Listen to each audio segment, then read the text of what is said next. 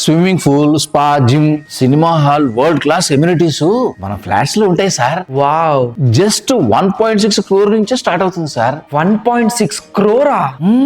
మా mummy gold, మా daddy retirement savings, నా సేవింగ్స్, సార్ మొత్తం కలిపినా నా బడ్జెట్ 60 lakhs సార్. ఇల్లే ఉన్న మళ్ళీ కొనుక్కుంటారా సార్? లోన్ ఉంది కదా.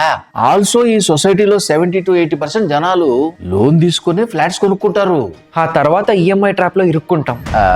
అంటే లోన్ తీసుకుంటే 70 to 80,000 ఈఎంఐ కట్టాలి. ఏం జరిగినా ఎవ్రీ మంత్ ఆ ఈఎంఐ అయితే కట్టాల్సిందే. అందరూ అలాగే కదా సార్ చేసేది.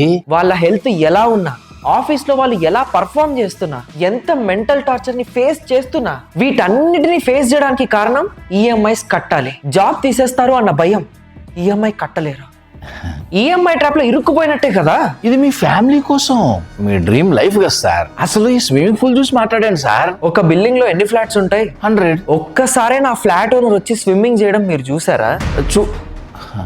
ఎందుకు కనిపించరు అంటే తమ స్థాయికి మించిన డిసిజన్ తీసుకున్న తర్వాత స్విమ్మింగ్ పూల్ కాదు సార్ కనిపించేది, కట్టాల్సిన ఈఎంఐలు. కానీ ఈ పూలు మై ఓన్లీ రిక్వెస్ట్ సార్, ఇలాంటి డ్రీమ్స్ ని చూపించి మెంటల్ పీస్ ని, హెల్త్ ని, ఫ్రీడమ్ ని, వీటన్నిటిని లాగేసుకోవడం ఎంతవరకు కరెక్ట్ సార్?